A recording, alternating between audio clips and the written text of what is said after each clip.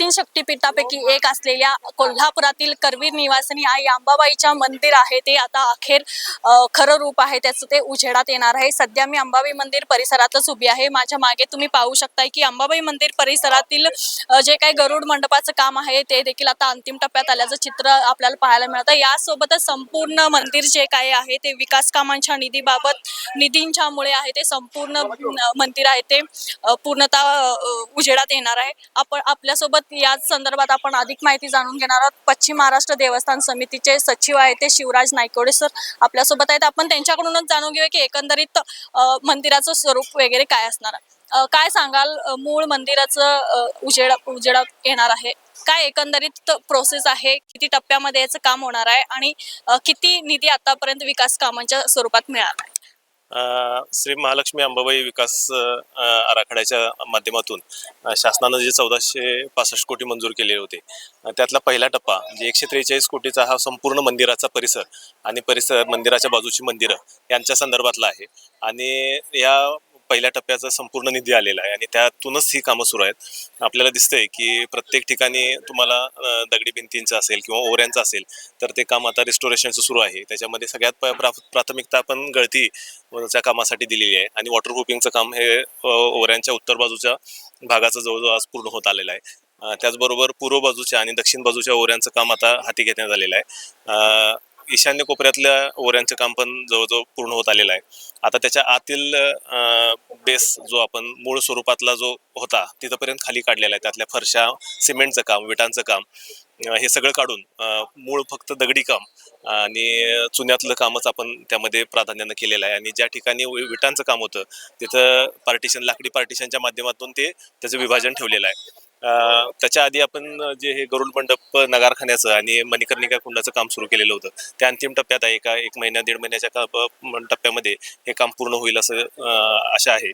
आणि त्यानंतर पावसाळ्यापूर्वी आपण गळतीचं जे वॉटरप्रूफिंगचं काम आहे हे संपूर्ण पूर्ण करून घेऊन त्याचा आपल्याला ह्या पावसाळ्यात चाचणी घेता येईल, जेणेकरून त्याचा अजून काही जर आपल्याला पुढचा टप्पा करावा लागत असेल तर तो पण करता येईल अशा पद्धतीने नियोजन केलेलं आहे। मुख्यतः याचा सँड ब्लास्टिंगचं काम आहे हे अत्यंत डस्टिंग करणार असल्यामुळे आपण रात्रीच्या वेळी घेतोय, जेणेकरून आपल्याला भाविकांना कोणताही त्रास होणार नाही अशा पद्धतीने घेतलेला आहे। तरी महत्त्वाची कामं सुरू असल्यामुळं थोडा भाविकांचा गैरसोय होत असेल तर त्यांनी त्याबद्दल थोडंसं ॲडजस्ट करणं आवश्यक आहे। कारण मूळ 6व्या-7व्या शतकातलं मंदिर उजेडात आणणं म्हणजे थोडंसं वेळाचं काम आहे। साधारण 2 वर्षाचं हे काम आहे आणि त्याच्यापूर्वी कशा पद्धतीनं पूर्ण होईल याचं आपलं नियोजन सुरू आहे।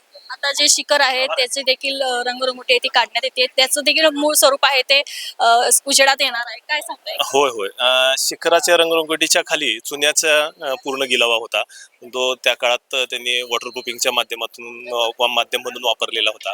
आता त्याच्यासाठी आपल्याला वेगवेगळे हे मिळतात, पर्याय मिळतात। त्या पद्धतीने ते पर्याय वापरून आपण वॉटरप्रूफिंगसाठी या इतर माध्यमांचा आपण वापर करतोय आणि मूळ स्वरूपात शिखर राहील अशा पद्धतीनं आपण ते परत त्याच्यावर कलर किंवा चुना येणार नाही अशा पद्धतीनं आपण ते नियोजित करत आहे। आणि संपूर्ण पुरातत्व खात्यामार्फत हे सुरू असल्यामुळं त्यांच्या नियमानुसार जे आवश्यक आहे आणि योग्य आहे ते आपण मंदिरामध्ये करत आहे। जे मणिकुंड आहे त्याचं देखील थोड्या दिवसामध्ये ओपनिंग होईल असं म्हणताय। एकंदरीत इतकी वर्षानंतर आहे ते म्हणजे प्राचीन मंदिरांमध्ये आहे ते कुंड आहे ते आपल्याला पाहायला मिळत होतं, मात्र अंबाबाई मंदिर प्राचीन असून देखील त्यांनी आता या विकास कामाच्या निधीच्या माध्यमातून करण्यात येत आहे। भाविकांसाठी ही वेगळी गोष्ट असणार, काय सांगताय?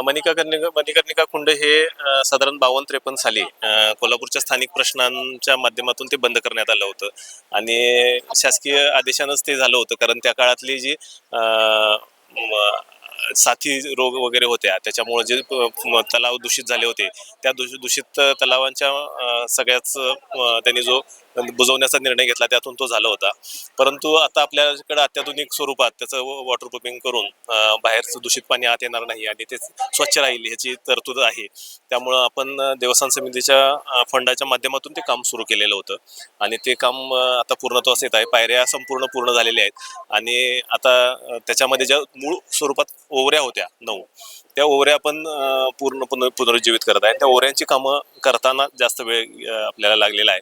आणि लवकरच त्याचा वरचा भाग सुरू असल्यामुळं तो पूर्ण होईल आणि ते सुद्धा लवकरच भाविकांना दिसेल. आपल्याला त्या पूर्ण चांगल्या स्वरूपात दिसेल अशी आपली व्यवस्था करत आहे. आधी पुरातन काळात जिथं कुंड होतं तिथंच ते कुंड परत हा तेच कुंड आहे. आपण त्याच्यामध्ये बदल केलेला नाही. त्याच्या जे डॅमेज झालेला पार्ट होता तेवढाच आपण रिस्टोर करतोय. मूळ स्वरूप त्याचं तसंच आहे.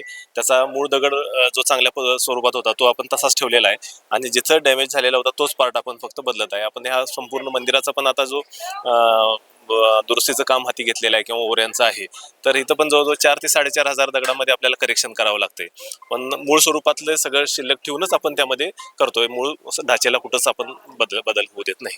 ठीक आहे. आताच आपल्यासोबत पश्चिम महाराष्ट्र देवस्थान समितीचे सचिव आहेत ते शिवराज नायकवडे होते. त्यांनी एकंदरीतच आपल्याला माहिती दिली आहे की विकास कामांच्या निधीच्या माध्यमातून आहे ते मंदिराचं मूळ स्वरूप आहे ते उजेडात येणार आहे आणि यातील पहिल्या टप्प्याचं काम आहे ते सुरू झालं असून ते देखील काम आता अंतिम टप्प्यात आले. मंदिराची गळती असेल, ठिकठिकाणी मंदिराच्या आतमध्ये गळती होत होती, ते देखील पहिल्या टप्प्यामध्ये ही गळती थांबवण्याचा प्रयत्न आहे तो मंदिराच्या वतीनं करण्यात येत आहे. यासोबतच लवकरात लवकर आहे ते या मंदिर भाविकांसाठी मूळ स्वरूपात उजेडात येईल असा विश्वास देखील त्यांनी यावेळी व्यक्त केलाय. कॅमेरामन आकाश कांबळे सोबत मी अमृता पवार, जनप्रवास लाईव्ह, कोल्हापूर.